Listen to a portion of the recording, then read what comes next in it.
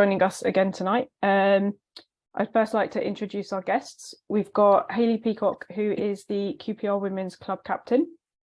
We've got Steph, who is a FA Community Champion, an Equal Game Ambassador and female coach. And we've also got Yasmin Haroon in attendance, who is a London FA board member and is on the FA National Council. So just to kick off then, we're just going to go ask some questions sort of throughout the evening. And like I said, if you've got any questions, please drop them in the chat. So Hayley, if that's okay, I'll start with you. Perfect. So can you just tell us a little bit about yourself, like your role within football, how long you've been involved, and one thing that you think has changed within the game in the last 12 months? Yeah, sure. Hi, everyone. Thanks for coming along. So what do? So I play for QPR Women. I also am a researcher, so I work across digital and tech. My main work is sort of within the public sector, so working with government. I've been involved in football, and I'm sure anyone that plays football has a similar kind of response, but since I can remember, to be quite honest.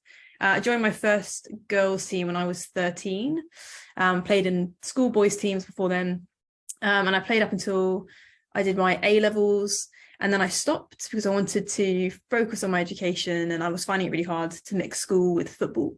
So I stopped, and I didn't take it back up again until I was about 22, and I've been playing continuously since then. So I've done a bit of coaching as well. I've got my B license, but again, I think playing football, and at the moment I'm recovering from an injury, so it's quite a lot of work on top of full-time work. And in terms of something that's changed in football in the last 12 months, I mean, the clearest one is the kind of attention the women's game has got since England won the Euros, which is the best moment ever. Anyone that was at Wembley on that day, I'm sure you'll remember that forever and ever. Feels like yesterday. One thing I definitely have noticed, though, is the bravery and courage that a lot of international women footballers are coming forward and saying when things aren't right and fighting for equitable play and better conditions. We've seen that a lot in the last few weeks, especially with teams like Canada and Spain and France, who are saying, we want things to be better before we commit to playing in major tournaments like the World Cup. And that takes a really strong individual and a strong group to come forward and say when things aren't how they should be. So that's a really big change I think I've noticed, and it's something that doesn't really exist as strongly in the men's game, which goes to show how uneven the playing field is. So yeah, that's something I've noticed. So one good thing, and I guess one thing to ponder on as well. Cool, no, that's brilliant, Hayley, and a really, really good point. And Steph? Yeah, thanks, Sam. Hi, everyone. I'm Steph. Like Hayley, I've been involved in football for as long as I can remember. I'm from Newcastle, so I feel like you don't get a choice if you're from there. But joined my first girls team, I think at 10, and had a female coach, which I didn't realise how lucky I was at the time. Actually played till I was 18, and then now I have a number of roles, and I'll be wearing loads of different hats in this talk. But I'm a coach, so I coach an under-14s girls team.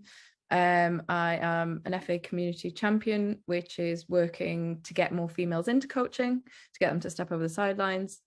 I'm an Equal Game Ambassador, which is more on the kind of backroom side of it, setting clubs up, making sure they're sustainable.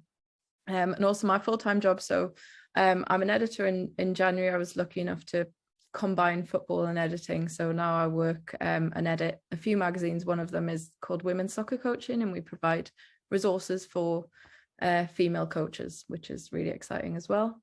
One thing that I've seen change, Hayley's answer was so lovely. I could never match it. But and this is such a brilliant thing, how long you have to wait to get tickets to something. Like I remember when I was 12, standing one of like 10 people on the sidelines watching Jill Scott play in the Northeast, and then sitting next to her in a pub afterwards while her and Farrah Williams had a sausage roll. And now it's like you're queuing 10, 12 hours, whatever, on this online to try and get tickets to games, which is just annoying when you really want to go and you've been going all your life, but incredible for the women's game and for the growth of it. Oh no, that's great. Thanks, Steph. And Yasmin? Hi, everyone. I'm the London FA director and rep for the FA. I'm also a National Game Board member, but I'm also chair of a football club called Frenfeds and MSA, Women's FC over in Redbridge. So I wear lots of different hats as well. My day job is banking, but I played football from a very early age. I've got 2 older brothers, and I used to always hang about with them. So I played football with them, and then in school. And I stopped playing at 16. And then after a number of years, I was really starting to miss it, and looked around, and there wasn't many female coaches. So I worked with my charity MSA, with the FA and Sporting Equals, and London Sport to do a tailored course for women from the community. And we got 16 coaches qualified for the FA level 1. And that's how it all began, really, the football club. And then they started to go and coach in the community, and more girls started to play football from our community. So it's grown since then. Oh, and the one thing I've seen, both of Hayley and Steph have said some really good answers. It's just that the growth and the focus on the women's game now has just been phenomenal. So it's really been good to see. But there's still a lot more to do in terms of accessibility for the younger girls, grassroots level as well. There's lots of teams around, but there's not enough leagues or competitive leagues or suitable leagues for girls to compete in. So there's a lot more work to be done in that area.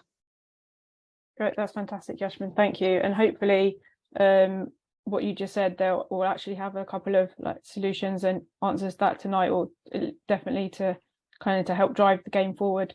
So over to you, Amanda. Thanks, Sam.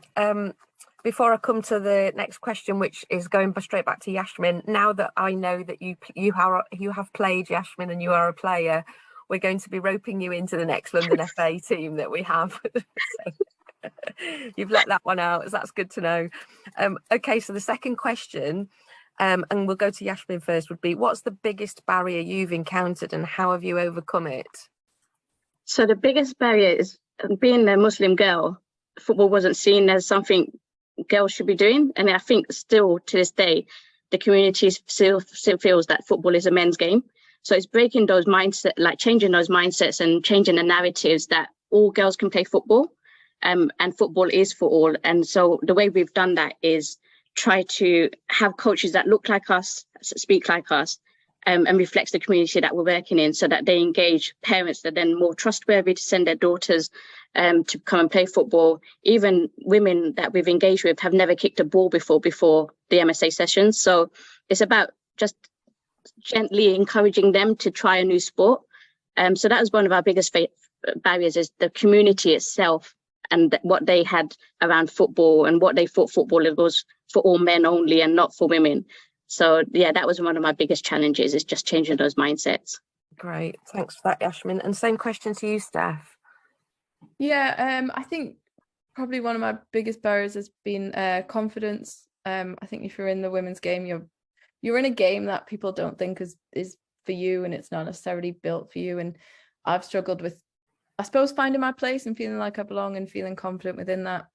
And then also I struggle with my mental health a fair bit as well. And sometimes when that's difficult, that makes everything in football even more difficult. So I suppose, how have I overcome it? It's an ongoing journey, but I find that, I don't want to sound cheesy, but I'll go for it. A lot of these things that you struggle with can become your strengths. So for example, the confidence thing or the mental health stuff really helps me connect more with the young girls that I'm working with now and kind of build those bridges. So using it to push you forward rather than hold you back, I think, is something. Brilliant, thanks for that insight and thanks for sharing that. That's really powerful. Okay, same question to you, Hayley. Yeah, I think it's funny because I was thinking about this. I had a similar question last week. I spoke with some girls from West London for a QPR related event similar to this, like an International Women's Day thing. And it's really difficult sometimes to think about what you've overcome, because sometimes when you kind of think back on the past and how far you've come along, you don't often have that moment where you sit back and you reflect on, oh, actually, it's been really difficult up until this point, and you kind of take a lot of that for granted. So in a way, it's quite nice sort of reflecting on how far we've all kind of come and how we've overcome those challenges. I think the most relevant one for me at the moment is I am recovering from an ACL injury, and we'll probably talk about it loads later on, but that's been really challenging, because I think the barrier probably is not the injury itself, but the grief, I think, that comes with it. When you suddenly can't play football, you suddenly can't go out and see your friends, you have to learn how to walk again. There's lots of elements, I think, of recovering from a bad injury that changes you as an individual. And that's been really difficult. And yeah, overcoming that is still a process I'm going through. And I've been quite open, like with my team and with all my friends and other people, about like the amount of counselling that I've had to go through, to especially the first sort of phase where you're really just trying to come to terms with, now I can't play football anymore, I can't be around my teammates as much, I can't be doing the things that I really, really love doing. So yeah, I've really heavily relied on my friends and family, my teammates, to get me through. But that's been a really huge barrier that it's good to see that I'm over the peak of it now and just going down like the final stretch. But yeah, it's that the things I think that are attached to an injury or attached to a difficult time that I've definitely been struggling with, and it's good to see the end of it almost now. That's good. So definitely a mental and a physical sort of a healing period need to go hand in hand then. Yeah. Right, thanks for that. Okay, so next question. I'll come to you, Steph, first this time. Have you had a role model, mentor or ally? Who was it and how have they supported you? Yeah, and I'll just start by saying that I think every female that I interact with in the football space usually teaches me something, and sometimes it's just so powerful to be alongside another female on the sideline on a Sunday morning. You know, that is really helpful in ways that you don't realize will be. But yeah, I want to shout out a woman called Ruth, who I play with casually twice a week at Just Play Centre, and I'm using Ruth because she really taught me the value of community. So she was kind of instrumental in getting football spaces set up in the local area, in getting AstroTurf put down and making sure kids at school had places to play football. And yeah, she really taught me how important it is, I think, to advocate for your community and to advocate for people so that they have spaces to play. And also she's just there for a chat about, you know, this is really winding me up, I don't know how to deal with this. You know, how would you approach it? Yeah, those two aspects have been really important. So yeah, shout out to Ruth. Brilliant, thanks. Okay, back to you, Hayley. Yeah, it's funny, we again, like, it's the different women that we encounter and the kind of support that they give us, even if it's small, like it makes such a massive difference when you're very much like the minority in a sport like football. It's good to see things are changing, obviously. I'm really lucky, I think, because in my team at QPR, there are loads of leaders and, you know, plenty of friends, and there's loads of role models in that team that I look up to, and also kind of the younger age groups look up to as well. We've got people like Ailish, Joe, Keisha, Sue, Erin. Like, there's lots of people that have come through like the ranks in the QPR setup and are playing in the senior team now, and loads of like the younger girls just want to be just like them, and that's really nice. It's really special to have lots of different role models that are just in and around you every day. But I've been really, really lucky because one of my best friends, who's on the call actually, and I'm not saying this because she's here, but one of my best friends, Ali, yeah, she's probably all those things mixed into one, like a friend, an ally, a mentor, a role model. Like, she does such brilliant things in football and outside of football. And we've both we've kind of had parallel lives in many ways.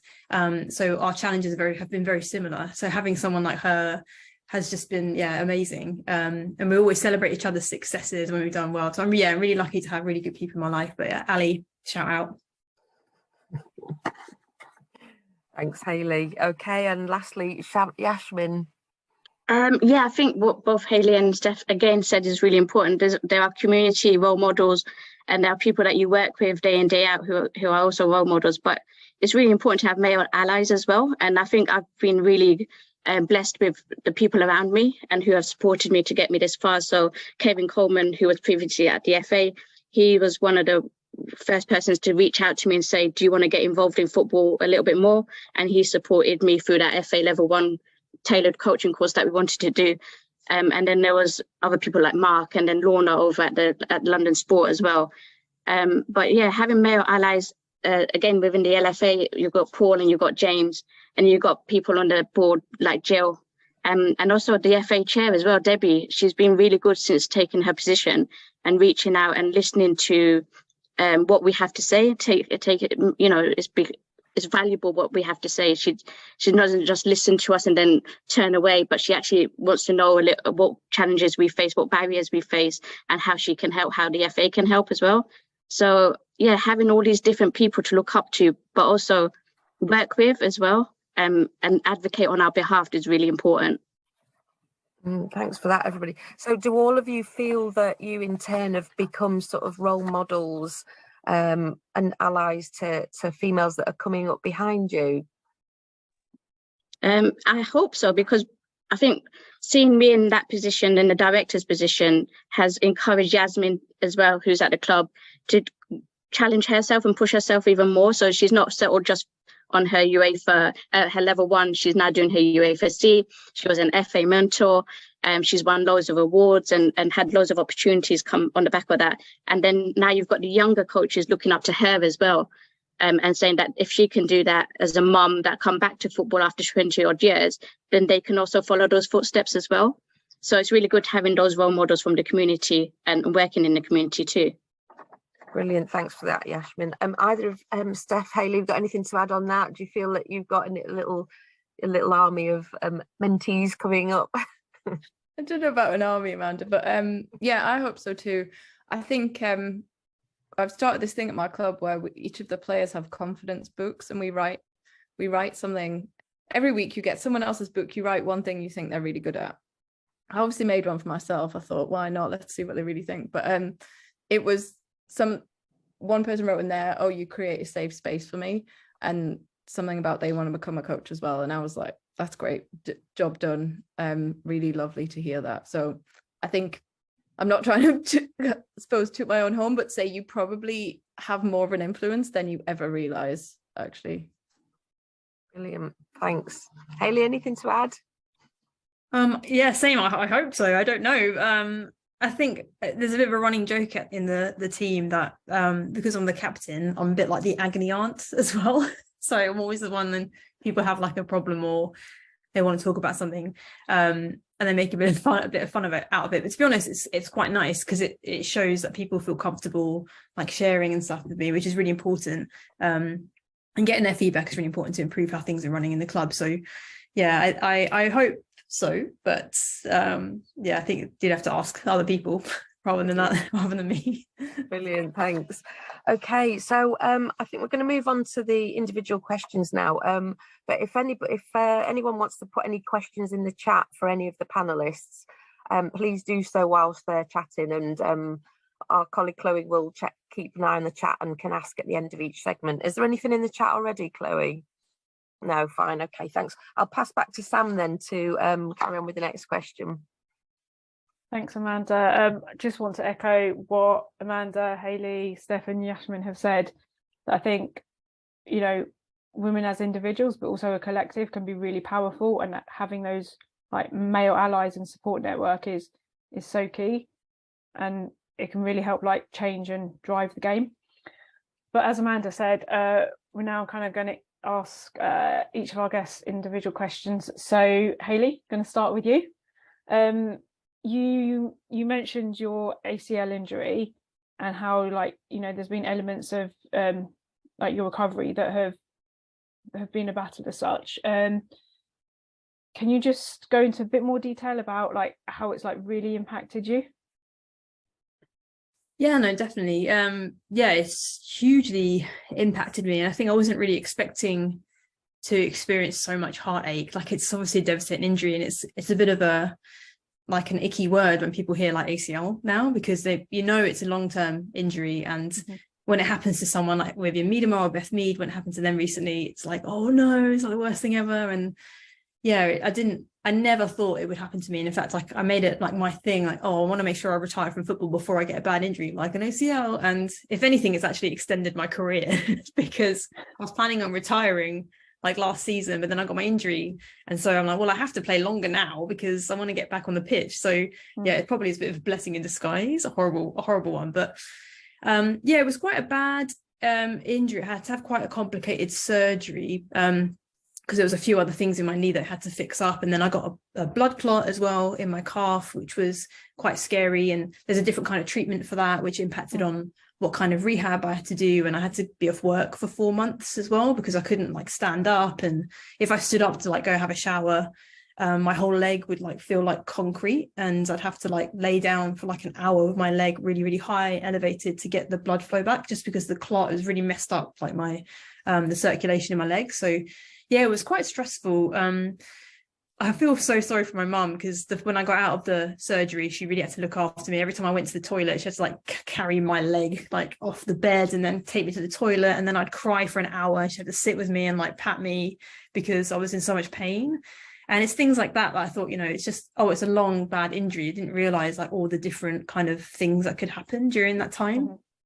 So it was quite challenging. It was one thing that I think I really made me quite sad is I missed out on playing at Loftus Road. It's the QPR men's stadium twice, and we've just announced today we're playing again on my birthday this month, and I'll miss it again. And I really, really want to play there. So I'm hoping we get another fixture at the stadium, because that would be really awesome. And that's been not so great. But to be honest, like I've had such a great amount of support from like loads of friends. My teammates have been amazing. The club have been amazing. They've offered me the first team physio. I go down to training whenever I need to, where the boys are at, and we'll get seen by and get tested by all their physios as well.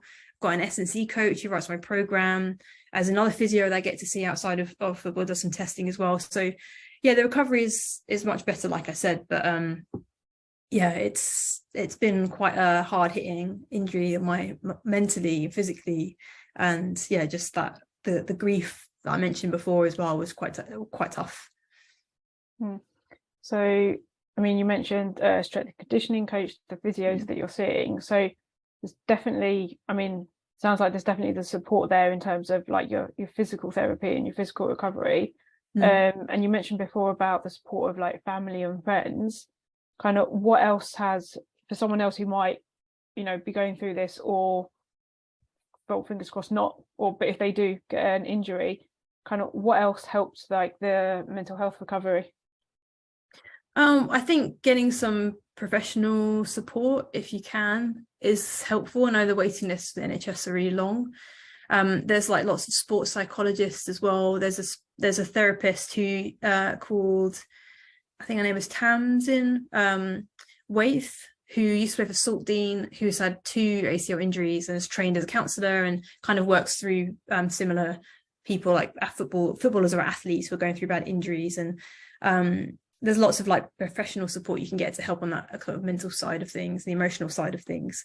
But the most important thing is, I think, in terms of the emotional support, that's one side, but then making sure that you're ready to come back to football and sport is another thing. Like I've seen quite a lot of friends and previous teammates who have chosen not to play football because of their injury, because of the fear of re-injuring it again. And a lot of that is psychological, of course, but as long as they've got a good support network of physios and strength and conditioning and everything, they should tick all the boxes to be safe to return to play. But unfortunately, I've realized it's quite an uneven process. Not everybody gets the same level of care when it comes to getting them ready to play football again or sport again.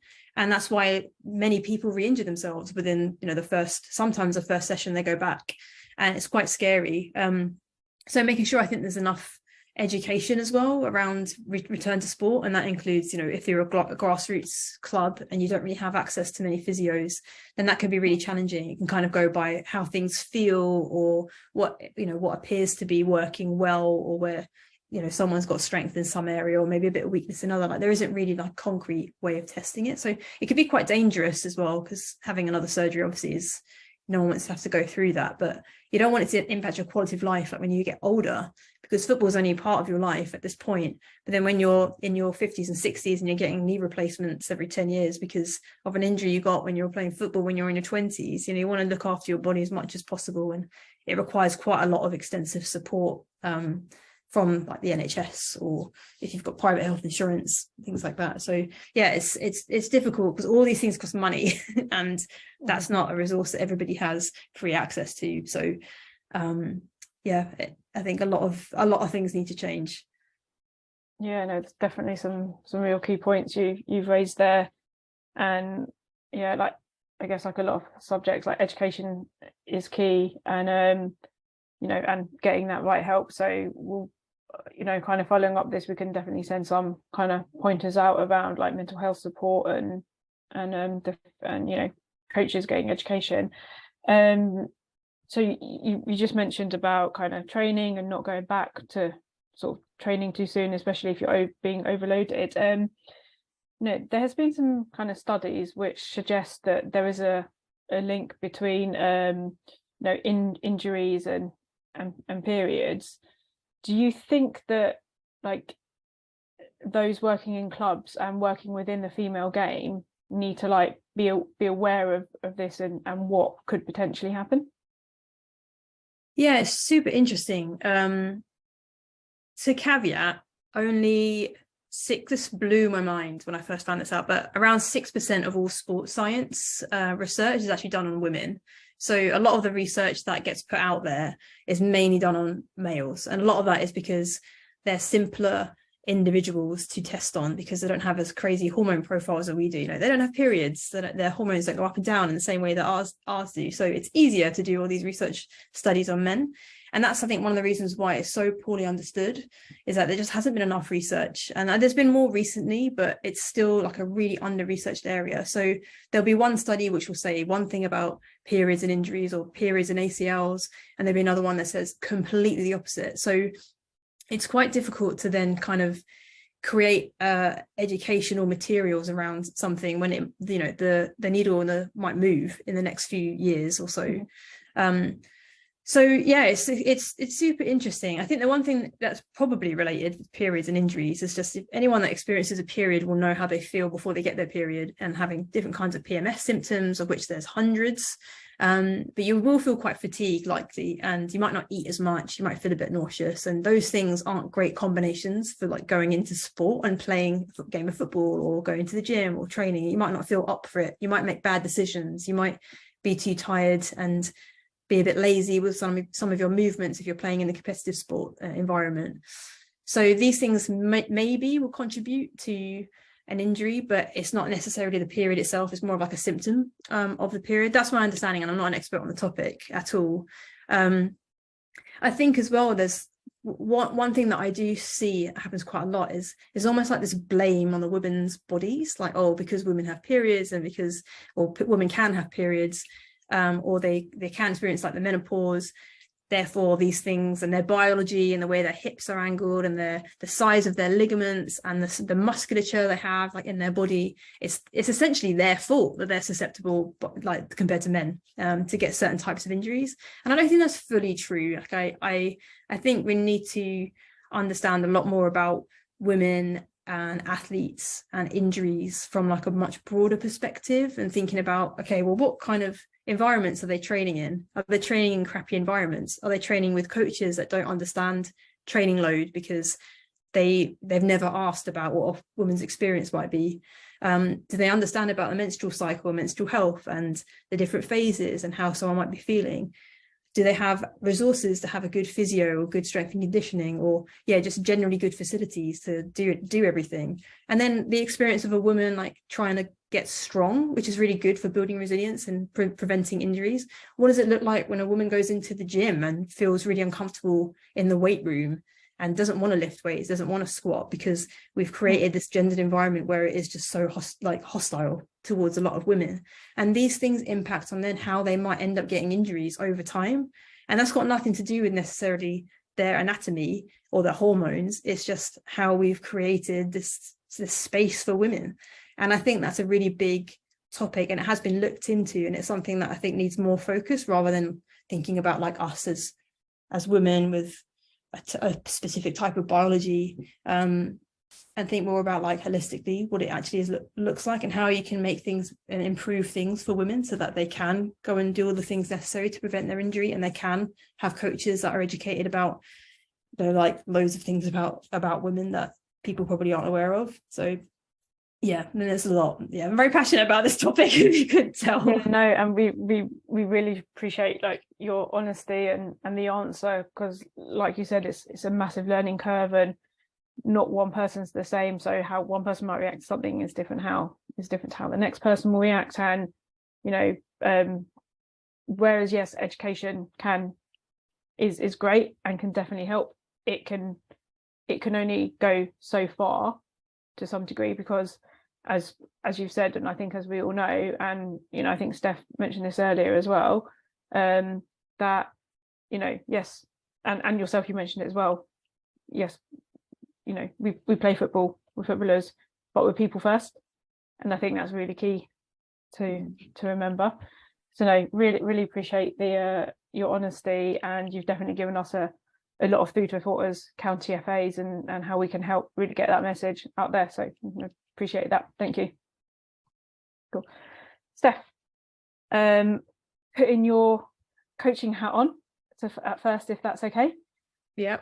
So just got a couple of questions for you, just about your kind of coaching and the different roles that you have within that sphere. Kind of what do you see as the main challenges kind of coaching within the female game? I mean, we've already talked about some of them this evening, but if there was like one big one that you had to say there is for yourself, what is that? One big one, Sam, I might say a couple, but A couple, fine. I think, I don't know whether to call it getting respect or having an assumed role put on you has maybe been my experience, because I think the reality of it is, if you're a female coach, we're a long way off places having all female coaching staff. That's very rare. So you're working alongside male coaches, and usually you're in the minority as a female. I've found that there are then some assumptions about maybe the role that the female on the staff should take, or the tasks that they should be doing, the things they should be picking up, as opposed to the roles that the men should be doing. I'm not saying I don't want to do those roles. You know, I'm really, you know, I'll do my fair share of admin. I'll absolutely do the care for the players and stuff, but it's not that the woman should do that and the men should do the technical, tactical stuff. And I've seen that in quite a few instances where where that's the assumption. And I don't think it's necessarily wrong that people have built up those assumptions. I think it's wrong if they don't challenge them, particularly when they've got females that they're working with. So I think, and what that does as a female coach means you've just got this extra layer to battle through, actually, and you feel like you have to show up. If everyone else is showing up at 100%, you've got to show up at 150% to prove that you can do that, or you can be in that zone, or you have to almost make your case. I think that's been the challenge for me, and the amount of energy that takes is draining. Sometimes it's really draining. I just wanted to throw in as well, I suppose, the big challenge, and this might be in the boys game. I don't know to what extent. I don't coach in the boys game, but I think one thing I underestimated before I started coaching was actually the amount of pastoral care that the kids I work with need. Like Sam, you said we coach players first, but mental health of young people at the moment is probably the worst that it's ever been. I think particularly after COVID, with social media, all of these things that we could talk about. The role you have as a coach to support them, to listen to them, to be a sounding board, is a lot. And that's also like, you have to take care of yourself, actually, for some of the things that you're hearing or some of the things that you're supporting players with. So that's also a really big challenge that I would love to see coaches get more support around, the impact that it has on them working with players and their emotions. I know that's brilliant. Thank you.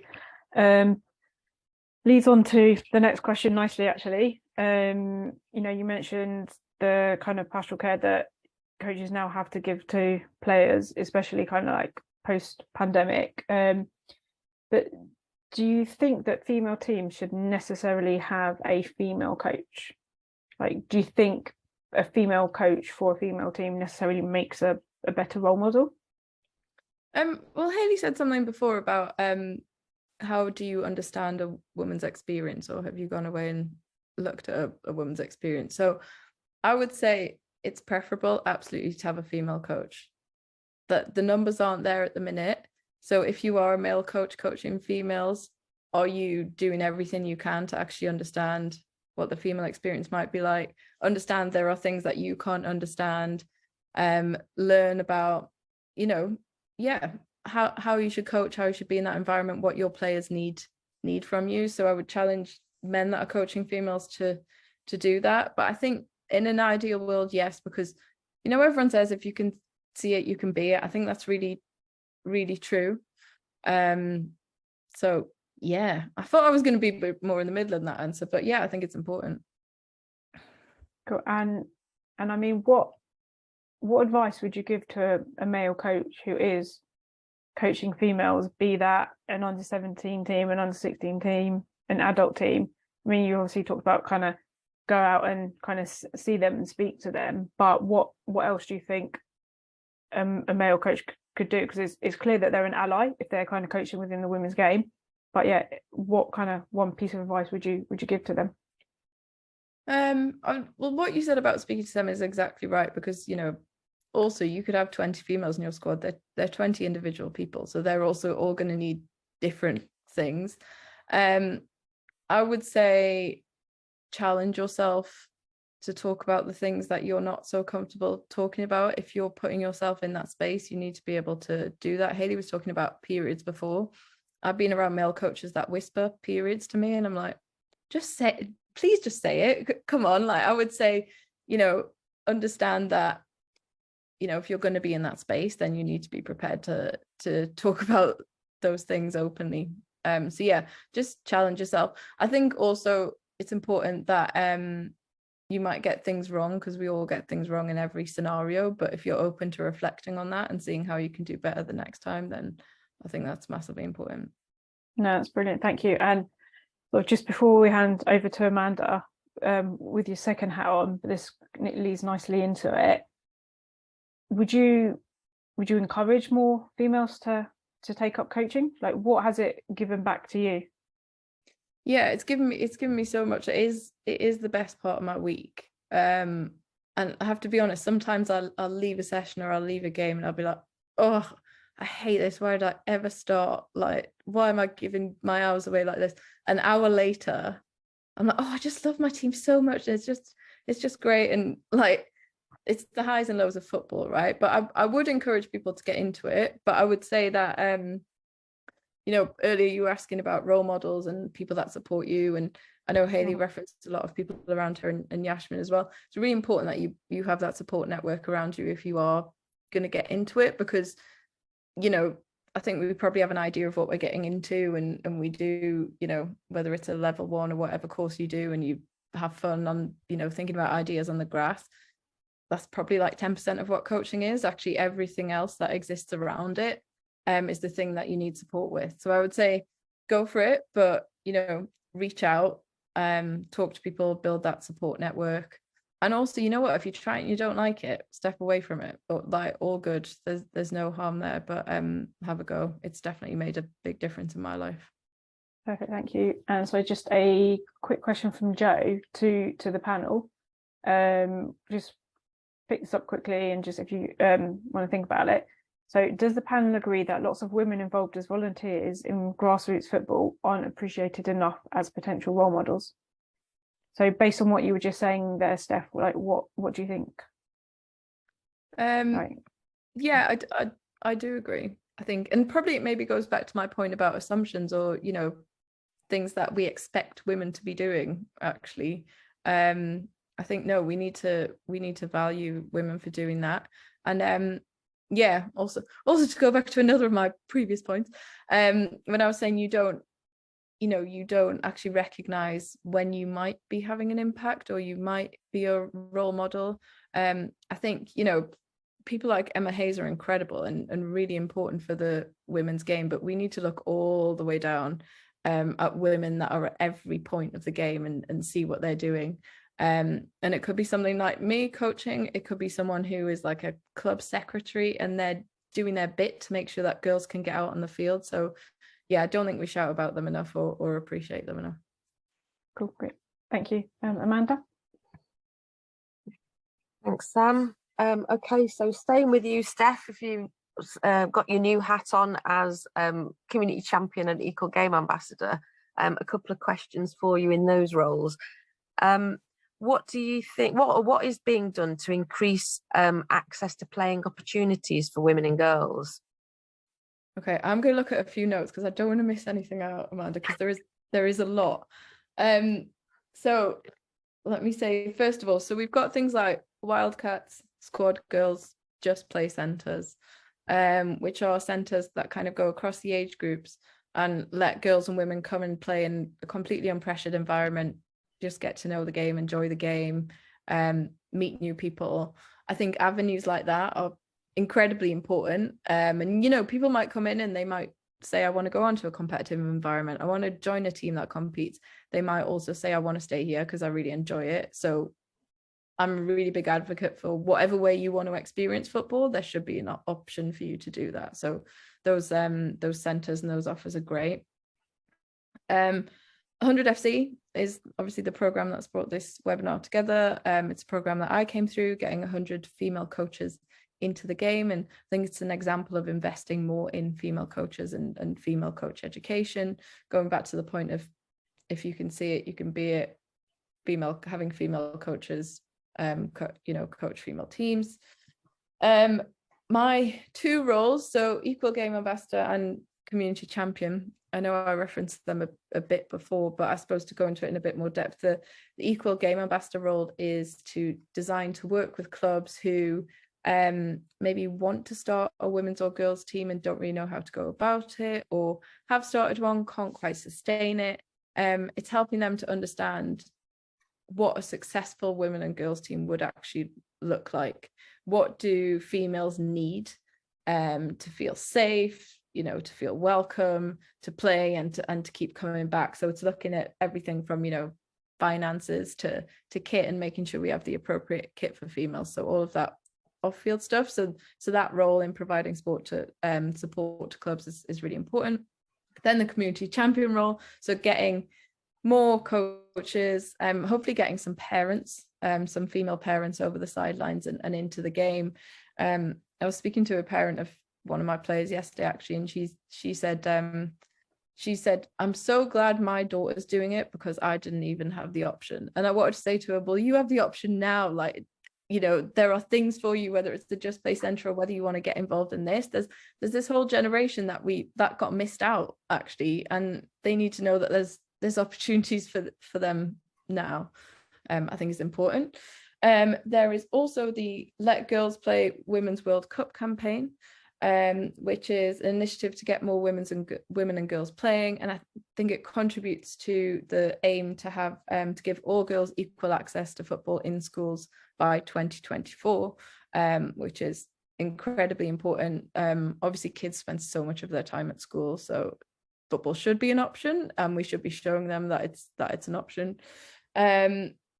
A lot more investment into schools and support through England Learning as well. Oh gosh, I think I've named quite a lot of stuff. Sam and Amanda, please tell me if I've missed anything. I think I'll just pick up on a couple of those points. And one would be, we'll share a slide at the end with some of the application sort of windows and links to, the Wildcats, which is still open, which some of the 100 FC coaches on the call might be interested in applying for. And there's a few other links to funding and the coaching programs and stuff. I think one point that you made was really key and is going to be key to a lot of our work, isn't it, in the next couple of seasons, is getting mums involved, because boys' dads have always been asked to take on new teams. That's how grassroots clubs grow. They have a soccer school on a Saturday, and then all of a sudden 2 or 3 of the dads are taking the new under-7s team at the club, before they even know they've been dragged into it. So that's kind of how it happens, and it needs to start happening with the mums. It's been, surveys have been done that show that women don't get asked, generally, and the ones that do generally do volunteer in some way, do help, and the others would say yes, if I was asked I would help. But again, it goes back to some of the other comments that people have made about confidence and how do we bring people into that safe environment. So I think that's really key about getting the mums involved. So it might be a bit early to say for you, but in your new roles, what do you see or feel could be your biggest impact? Well, I think you said the word confidence there. I think confidence building, particularly in the community champion role, building the confidence of females, showing them there is a place for them in the game. I think often there's an assumption that if you're going to do something in football, you have to know everything about football. That's not the case. First of all, no one knows everything about football. Second, we need to be creating spaces where people can, start where they are and then learn as much as they they want to. So I think, yeah, building that confidence, identifying those people. I asked a mum of one of my players to run the line the other day, and she said, oh, I don't know the rules, but I'm learning so that I'll be ready soon. And I was like, well, that's great. Let me know if you need any support with that, but I'm ready when you are to go. So like you said, Amanda, if we can see more mums and more females on the sidelines, that's brilliant. And then on more of the equal game ambassador side, I hope it's keeping things going. I hope it's the sustainability side, because I think, I listed Wildcat Squad Girls Just Play. There's a lot of options now for getting started. There's funding associated with that. But I think, getting started is really difficult, but when you're getting started, you have the energy and you have the conviction, and, you're kind of going for it. Then when you get into the journey, sometimes it gets a bit more difficult, whether players are dropping out or, you haven't got enough volunteers. So it's making sure that we capitalize on the good work people have done getting started and sustain that throughout. I'm hoping that's the impact I can have there. Yeah, great answer. Thank you for that. And thanks for all of your many hats that you're currently wearing, and I'm sure you'll be adding to those hats very soon. Thanks, Steph. Okay, Yashmin, are you with us? Yeah. Okay, so we have a couple of questions for you. First question would be, why is it important to equalise the representation of females on boards and in decision-making positions? So when I first started on the football or sports scene, I often go to networking events, and I would be the only ethnically diverse woman there, women in the minority. In fact, there were hardly any women in the room. And yet all these decisions were being made around females. So I think it's really important that you have that knowledge around the table, and so that you can contribute to conversations and not let others speak on your behalf as well. They're making decisions, they're making strategies, they're making policies without doing the proper research or engaging with the community to understand what are the barriers and challenges. So I felt it was really important that, I encourage as many women as possible to be in the decision-making roles, because if they're making decisions about us, we need to be contributing to that discussion. Otherwise, they don't really understand what we're facing, what changes needs to be made within the game to engage us. Yeah. So we have to be not just around boards. I mean, you have to be board ready. Obviously, you have to have the skills to become board director, but it's possible. You don't have to have years of experience within an industry or have the expertise particularly, but you have to have a passion for the game, and that's how I got there. Brilliant, thanks. And have you seen a lot of change since you took those sort of positions? Have you started to feel less like you're the minority on both the ethnicity and gender fronts? Yeah, when you first go into that room, because I'm an independent director at British Fencing as well, which is seen as a very middle class sport and white sport. So when you first go into that room, you feel like overwhelmingly that you shouldn't be there, that your contribution is not going to be valued, and it's just a tick box exercise. But once you start contributing to the conversations and they understand what you're trying to say and how it impacts their decision-making process, then you feel really valued and you are making a difference there, and they want to engage with you more. So they'll put you on working groups, they'll ask for your knowledge before, your expertise and insights before making any decisions. And that's really good, because before I was around that table, I guess they weren't asking anybody. And if people see me around that table, then they can feel that they can also get to that place as well. So I encourage as many people as possible, if they don't want to get into the board director roles, but get into management, get into the workforce. There's loads of opportunities within football that we don't really talk about too much. And we're talking about like physios, we're talking about doctors, you're talking about your office work. All those things behind the scenes also makes football tick. And we don't shout enough about what opportunities there are within football for women to get involved in. Okay, thank you for that. And so how can we increase ethnically diverse females then at all levels within the game, from players right through to the committees and boards? Because it's all areas that we need to look at, isn't it? It's all areas that are underrepresented.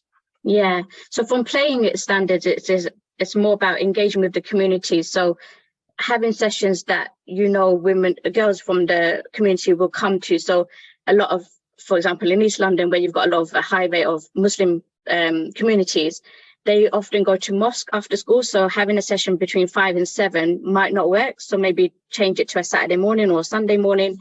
So just think a little bit outside the box about how that community would engage, and also talk to the people within the community so they can advocate for you and say, like, point people in that direction to join football. So you have somebody from the community acting as the middleman, I suppose, between you and what you're trying to achieve. And in terms of the workforce, it's about, again, a lot of people know behind the scenes how football is run, but there's loads of positions they can get into. So accountancy, laws, lawyers and things like that. So maybe talk about these role models a little bit more as well. Highlight what opportunities there are. And when you're advertising for roles, who are you advertising to? Are you using the same old agency that you've been using for the last 20 years, or are you diversifying that? So are you reaching out so that different communities can see the advert and apply for the role? Because I still don't think we're doing that correctly either. Yeah, that's a good point, actually, because that's the question, isn't it? How can we recruit more effectively, people into those roles? So, how do we find out which are the right agencies to use, which are the right platforms to use? What are your thoughts on that? Yeah, that's the thing as well, because I'm on the board, I'm able to challenge that. So before an advert goes out, I do ask, like, where is it being advertised? Are you using the same streams of advertising that you've been using for decades, or are you starting to diversify? So if I wasn't on the board, then they wouldn't probably think about that. So that's why, again, it's really important, even just the little things that you'll be challenging them on, it makes them rethink and reflect about how they're doing the same old business and how they can do it differently so that more of the community engages. That's brilliant, thank you. Okay, so just to check quickly if we've got any questions in the chat, Chloe, for any of the one has already been answered. I believe Connor has just dropped a lovely comment in. I'll read that out for you. Great insights from Steph, Yashmin, Hayley. Thanks to Hayley speaking so openly on your terrible injuries, and Steph on your mental well-being. So important to get female players back into the game that dropped out, which will support mental health and social interaction. My sister has gone back into the game as a coach and a player after 10 years out, and having 3 kids, she loves it, and it has really helped her mental well-being. Brilliant, thanks for that. Thanks, Chloe, and thanks everybody for all of your really open and sort of in-depth, no holds barred answers to the questions so far. Sorry, Amanda, I've got a quick question for Yashmin, if that's okay. Cool. Yeah. Would you be happy to share information around different, like, companies, agency, organizations that can be contacted if we kind of really want to, like, diversify like our recruitment processes? Yeah, I don't have many, so I'm not the expert in that field. I think it goes back to how much we challenge ourselves as well, and how much research we do. I know a lot of, for example, the FA as well, they will use the same agencies and go out to the same people who are then headhunted for the more higher roles. But if like for director's role, if it's you need a law background, then are they advertising to the right people with the law background? Or if they need someone with an accountancy background, are they advertising to the right people? Or they're just using the same agencies who goes out headhunting to the same people? So it's about challenging ourselves as well and how we think about that.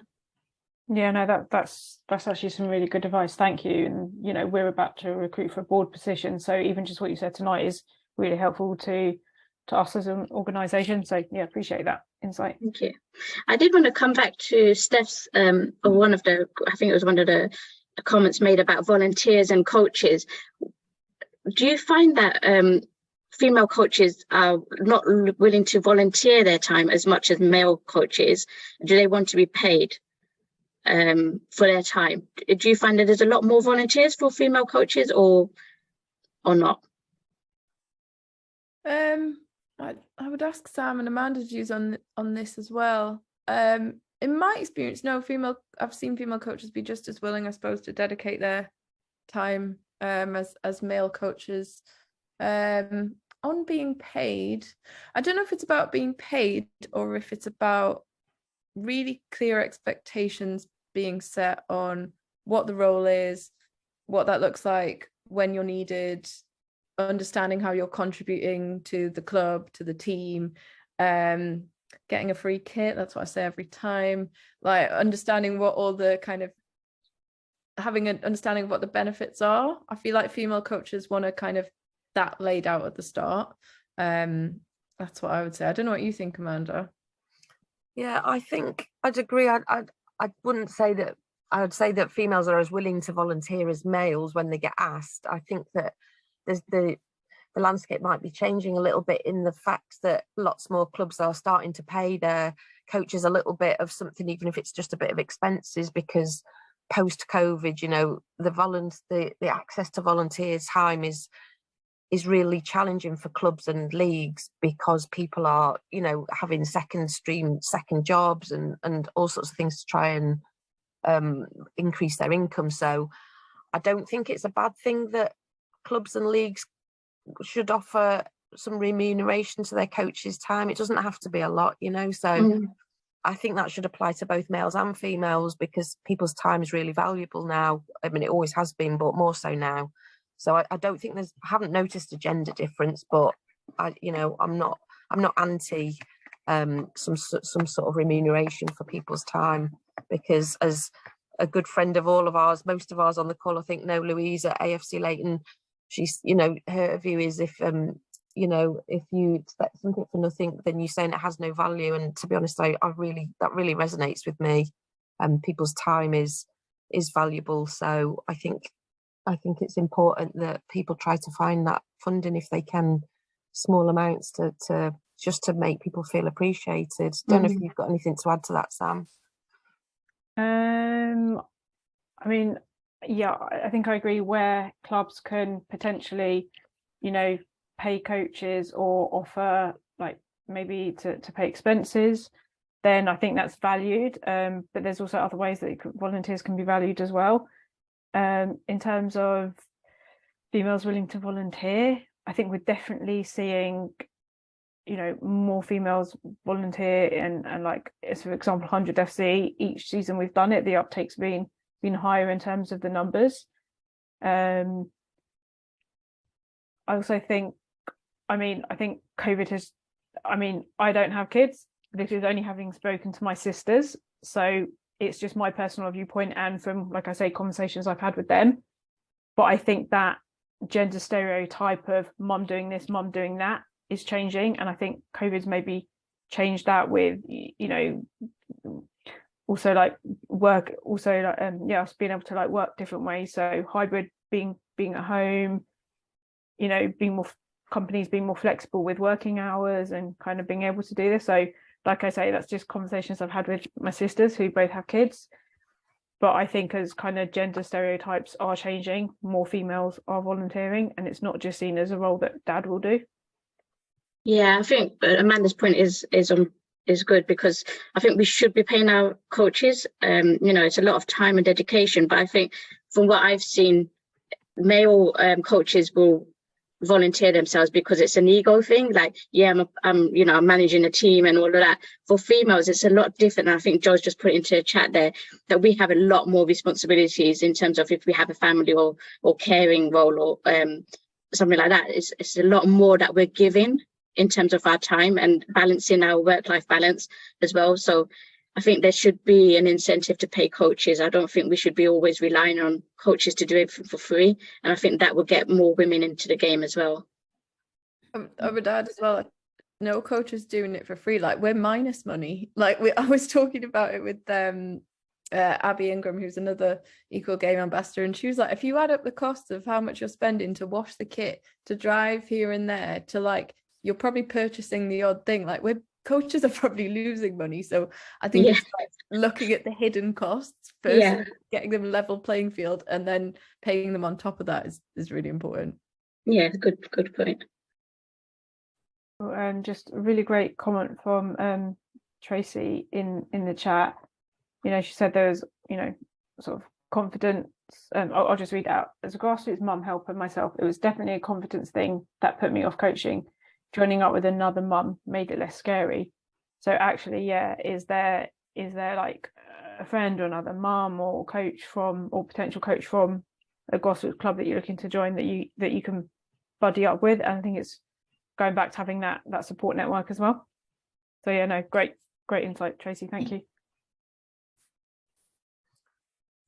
There's one more. Have we covered the Ruth's comment? I think somebody's picked it up already about the women. Do people in general think that women have less time to volunteer because of more caring commitments than men generally have?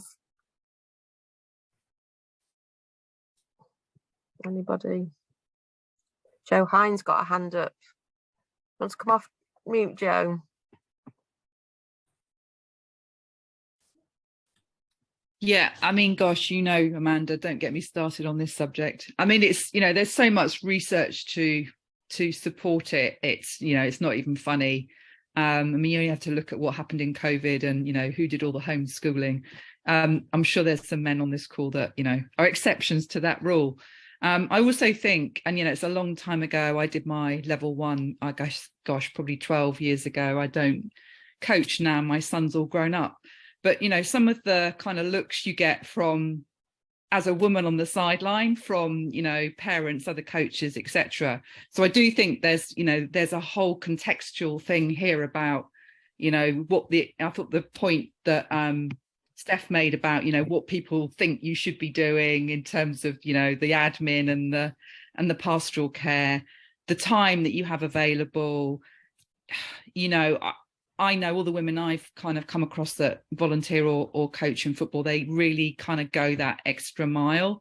So, I do think that, they need to be supported and they need to be appreciated and recognised in ways that they're probably not now. And getting those women who are the club sex or the volunteers that do a little bit, and just getting them to do a bit more without that kind of sneery kind of look of, what do you think, because I mean, I certainly got that said to me as a coach, which was hilarious. I won't repeat what I said in response.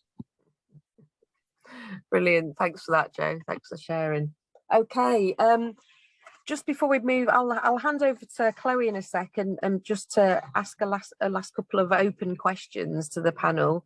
And I'm just going to share, let's see if this is going to work. I'm just going to share a Slido. So if you all get your phones out and scan this QR code that's going to appear on your screen in a few seconds, hopefully. Let's just see where we are here. And the question is, in 1 to 2 words, what have been your biggest successes, opportunities or barriers this season? So let's just see, this worked. Here we go, it is working. Let's just see if this comes up for you all. Give us a thumbs up, Steph, if you can see that. Yeah, brilliant, thanks. Okay, so if you want to scan that QR code and just be typing a couple of keywords in, and I'll hand over to Chloe just to ask the last couple of points. Thanks, Amanda. Yeah, so just to echo what the guys have already said, it has been really great listening to you all, and I'm sure our attendees would agree. So thank you very much for your time. It's really insightful and inspiring to hear all of like the different experiences and barriers that you've all had to overcome. And I'm sure many people can relate to some of the same challenges. So panelists, I'm sure you'll be pleased to know this is your last bout of questions. But just to encourage our attendees, just to submit your 1 to 2 words on your biggest successes, opportunities or barriers. So I'll ask the first question, and then if we just go through the panel, just to give me like a kind of 60-second answer, that would be great. So your first question, we'll start with Yashmin. What is your best football memory or your greatest moment? As a Man United supporter, it has to be the 1999 treble. Forget about yesterday. But yeah, and also being at the finals for the Euros, the women's Euros, with my niece. She's 14 now, I think. But I don't think she understands how great that point is in the history and what that really meant for women's football. She'll probably reflect on it 20 years down the line or something. But for us growing up where football wasn't accessible, wasn't seen as a female thing, to witness that live was just phenomenal. Yeah, definitely. That's a great answer. I'm not sure about the Man United win, but well, lost, shall I say. So Hayley, what is your best football memory and your greatest moment? Oh, well, 100% the Euro final at Wembley. That was amazing. Obviously, QPR legend Chloe Kelly scoring the winner, which we absolutely loved. I think personally, I got the PFA, like a community champion award last year, because I had a bit more time with my injury to go and do lots of community related stuff in West London. And it came as a massive shock. I didn't even know that we had this award, and I got to go like on the pitch at Loftus Road and meet Charlie Austin, who was playing at the time, and he got the men's team version of the award. And yeah, it was just really, really cool. And that was one of my favorite moments, I think, just being able to like step on the grass and have that, which is cool. But yeah, Chloe Kelly always with that goal. I'm never going to forget that. And finally, Steph, what is your best football memory or your greatest moment? Yeah, I struggle with this, but I had a moment at the Euros final, to reference that again. So I volunteered at the final, and I was, as people were going in, I was like out front on the Olympic Way run up to Wembley, and basically a police horse had come along and gone to the toilet all along Olympic Way. So my job was to tell people to avoid that with a megaphone. And I just had this moment where I was shouting at people, like, go around. I was trying to make it funny. But when I was growing up, I used to play against Lucy Bronze. So we were in like school leagues together. So we'd play hockey, netball, football. And I just had this moment where I was shouting at people. I was like, she's about to walk out in Wembley in front of all these thousands of people. And I'm here telling people to avoid horse smoke. And I was like, but we're both still in the game. So that's great, isn't it? So that memory really stays with me. That's amazing. Definitely one to tell the kids and grandkids. So second question, we'll go back to Yashmin. If you could change one thing about women's football, what would it be? It's still the talent pathways and the opportunities that exist within ethnically diverse communities. I don't think we're seeing enough come through, and we need to understand what those challenges are.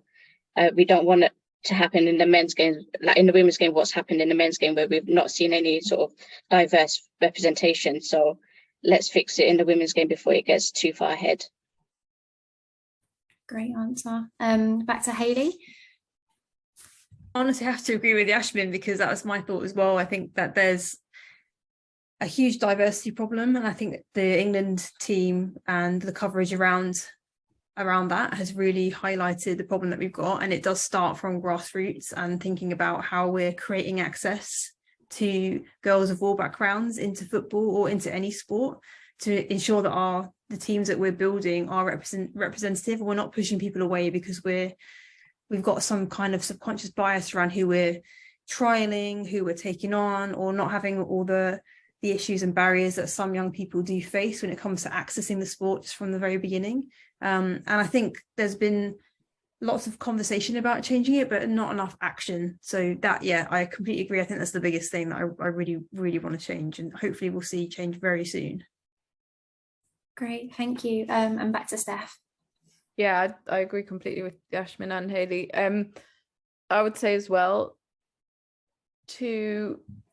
for females to be able to walk into whatever space involving football and for it to be easy, and by that I mean to go and buy boots and not to have to spend an hour trying to find one that fits your feet because they're not designed for your feet, or to turn up on the sidelines and not have to like brace yourself for some kind of reaction or for someone to say something, or just whatever realm you're in to do with football, for it to not be a thing that you're female, and for that stuff to be easy, and to take a lot of that thinking energy, I suppose, away that females have to use in the game a lot of the time. Great, thank you. Really great points, guys. So again, thanks for your time.